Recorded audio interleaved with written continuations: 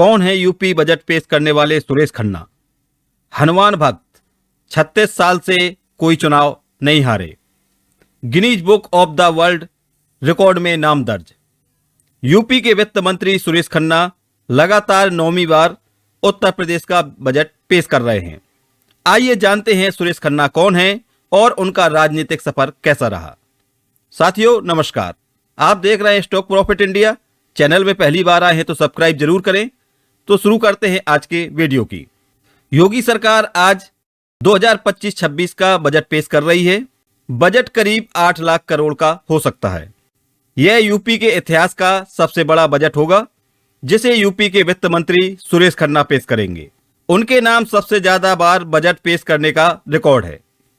वह लगातार 9वीं बार उत्तर प्रदेश का बजट पेश करेंगे।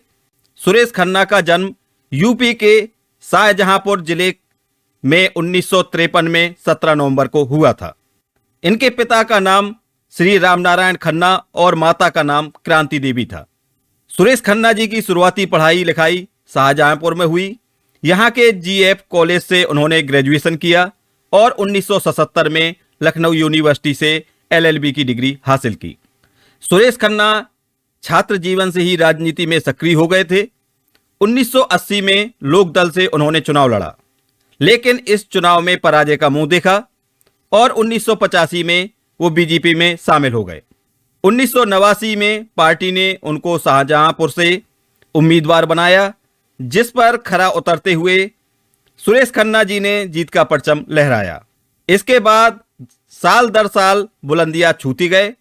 आज उनकी गिनती यूपी के दिग्गज नेताओं में होती है। इसलिए आज के समय पे सुरेश खन्ना जी को योगी सरकार की रीढ़ की हड्डी कहा जाता है। 36 साल पहले 1989 में शुरू हुआ राजनीतिक सफर सुरेश खन्ना की जीत का सिलसिला बरकरार रखा। वह 9वीं बार शाहजहांपुर से चुनाव लड़े और हर बार की तरह जीत हासिल करते हुए विधानसभा में पहुंचे। इस जीत के बाद सुरेश खन्ना जी का कद पार्टी में और बढ़ता गया। 2017 में सुरेश खन्ना जी को वित्त मंत्री बनाया गया था। इससे पहले वह 2004 से 2007 तक भाजपा विधानमंडल दल के सचेतक पद पर भी रहे। एक ही विधानसभा से लगातार 9 बार जीतने का रिकॉर्ड प्रतापगढ़ की रामपुर खास सीट से प्रमोद तिवारी के नाम था। 2022 विधानसभा चुनाव जीतकर उन्होंने इसकी बराबरी की। सुरेश खन्ना एक ही दल एक ही सीट से 9 बार विधानसभा का चुनाव जीते। वे देश के इकलौते ऐसे राजनेता हैं। उनका नाम Guinness book of world record में दर्ज किया गया। सुरेश खन्ना जी ने कभी शादी नहीं की है। वे अपने भाई के परिवार के साथ रहते हैं। शादी न करने के पीछे भी खास वजह है। सुरेश खन्ना हनुमान जी के भक्त हैं और इसी अटूट आस्था के चलते वो शादी के बंधन में नहीं बंधे। शाहजहांपुर में 104 फुट ऊंची हनुमान प्रतिमा का निर्माण कराया, जो देश की सबसे बड़ी मूर्तियों में से एक है।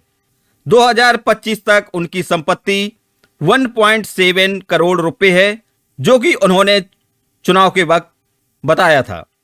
सुरेश खन्ना जी 2002 और 2003 में पर्यटन मंत्री रहे। 2017-2019 में शहरी विकास मंत्री, 2017 में योगी आदित्यनाथ सरकार में वित्त मंत्री, संसदीय कार्य मंत्री और चिकित्सा शिक्षा मंत्री भी रहे। सुरेश खन्ना जी का उत्तर प्रदेश को 2028 तक $1 ट्रिलियन पहुंचाने का लक्ष्य है। शाहजहांपुर में उनकी लोकप्रियता का कारण स्थानीय विकास परियोजनाएं और सुलभता है, जिसकी वजह से उन्हें लगातार जीत मिलती है। सुरेश खन्ना जी का जीवन समर्पण, अनुशासन और जनसेवा का प्रतीक है। उनकी नीतियों ने उत्तर प्रदेश के आर्थिक और सामाजिक ढांचे को मजबूत करने में महत्वपूर्ण भूमिका निभाई है। तो ये था सुरेश खन्ना जी का ऐतिहासिक सियासी सफर। उनका एक पर्सनल इंटरव्यू है जो हम आपको दिखा रहे हैं। सर, आपको Z+ सुरक्षा मिली है, लेकिन उसके बाद भी आप ऐसे ही सड़कों पर रहते हैं। मिली थी 17 में, हमने वापस कर दी। कहा जाता है जो हमारे सीनियर पत्रकार हैं वो बोलते हैं कि आपने पत्रकारिता भी की, क्या ये सही है? सही। तो सर ऐसी कुछ जानकारी जो आप हम लोगों के साथ साझा करना चाहें। मैं एक पत्रकार हूँ, तो हम लोगों को इससे सीख मिले। ज्यादा से ज्यादा अध्ययन करना। जी, जब मौका मिले तो पढ़ाई करना, जितनी जानकारी इकट्ठा कर सकते हैं जी। उस जानकारी का फायदा मिलता है कि पत्रकारिता करते हैं। लगातार आप 9 बार से विधायक रहे, आगे आपकी क्या प्लानिंग है? कुछ स्कूल बनाना है या पत्रकारिता के क्षेत्र में कुछ मन बनाकर बैठे हैं? नहीं, मैंने तो कुछ लोग अपना करियर तय करते हैं अपने लिए कि हमें ये बनना है। हम तो प्रारंभ से ही हमें राजनीति में ही जाना था, ये पहले दिन से तय था। और हम सभी लोगों से चाहेंगे भी ये कि जिस प्रकार से लोग कहते हैं कि हम डॉक्टर बनेंगे, इंजीनियर बनेंगे या आईएएस पे जाएंगे या वकील बनेंगे, तो हम पहले दिन से, मेरे पिताजी जब कहते थे कि तुम्हारी पृष्ठभूमि वकालत वाली है नहीं, इसलिए या तो तुम टैक्सेशन की वकालत करो और या फिर जो है वो कहीं से सर्विस करो। हमने कहा हम सर्विस नहीं करेंगे, हम तो सिर्फ नेतागिरी करेंगे अविवाहित रहकर। और ये कई बार बात हुई और इसीलिए मैंने तो पहले दिन से सोचा था कि मैं राजनीति में सफल हूँ या ना हूँ, लेकिन करना राजनीति है। जिस प्रकार से बाकी लोग अपना करियर तय करके चलते हैं और मैं समझता हूँ कि उसमें हमको फायदा मिला। देखिएगा सर, लेकिन आपने ये बात पहले ही तय कर ली थी कि आप अविवाहित रहेंगे, उसके बाद नहीं मनाया कि शादी कर लेनी चाहिए? कभी नहीं, आज उसका कोई पछतावा भी नहीं। अच्छा। सर, आपको क्या याद है कि आप पहले कभी स्कूटर पर चलते थे, वो स्कूटर आज भी आपको याद आता हो? साइकिल पे भी चलते थे। सर, आपको आपके पुराने दिन याद आते हैं तो कैसा फील होता है?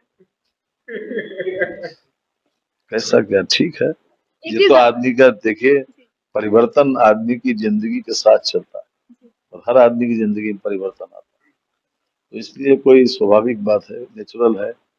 और हम समझते हैं कोई भी चीज स्थिर नहीं रह सकती, या तो वो ऊपर जाती है या नीचे जाती है। विज्ञान का ये नियम भी है। जो कॉमन आदमी की समस्याएं हैं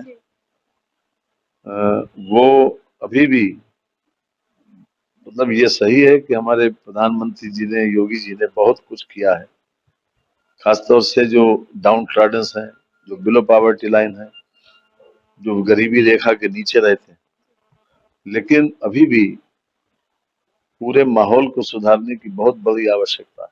क्योंकि जो भी व्यक्ति कहीं पावर में होता है, जब वो पावर में नहीं होता है तो उसकी सोच दूसरी होती है, और जब वो पावर में पहुंच जाता है तो उसकी सोच बदल जाती है। ये जो चेंज है, इसको थाट भी देना पड़ेगा और इसको सुधार भी करना पड़ेगा, क्योंकि कहीं पर हम मांगने वाले हैं और कहीं हम देने वाले भी। जो मांगने वाला है उसको ये सोचना चाहिए कि हम अगर देने वाले हों तो हम कैसा महसूस करेंगे या हमारा व्यवहार क्या हो। और जो आज देने वाला है, तो उसको भी ये सोचना चाहिए कि कहीं हम मांगने वाले भी। तो इसलिए अगर ज्यादा संवेदनशीलता होगी तभी आदमी सोच पाएगा, और बिना संवेदनशीलता के लोग जन कल्याण कर नहीं सकते। तो इसलिए सबसे पहली शर्त है जन कल्याण के लिए कि वो संवेदनशील हो, कि जितनी ज्यादा पारदर्शिता हो। और ये इलेक्ट्रॉनिक चैनल ने पूरे हिंदुस्तान को बहुत छोटा कर दिया। आज बंगलोर में कोई खबर होती है, कोई चेन्नई में कोई बात होती है या वेस्ट बंगाल में होती है, समाचार पत्र में देर से आती है। लोग अपने यहाँ घर पर बैठ के लोग वो चीजें देर से पता कर पाते हैं, लेकिन चैनल के माध्यम से हमको तुरंत जानकारी मिलती है। इसलिए चैनल की समय उपयोगिता सबसे ज्यादा है, और हम उम्मीद करते हैं कि ये निष्पक्षता का भाव रखेगा ये चैनल। तो आज का आपको वीडियो कैसा लगा, कमेंट कर और लाइक कर अपनी प्रतिक्रिया जरूर दें।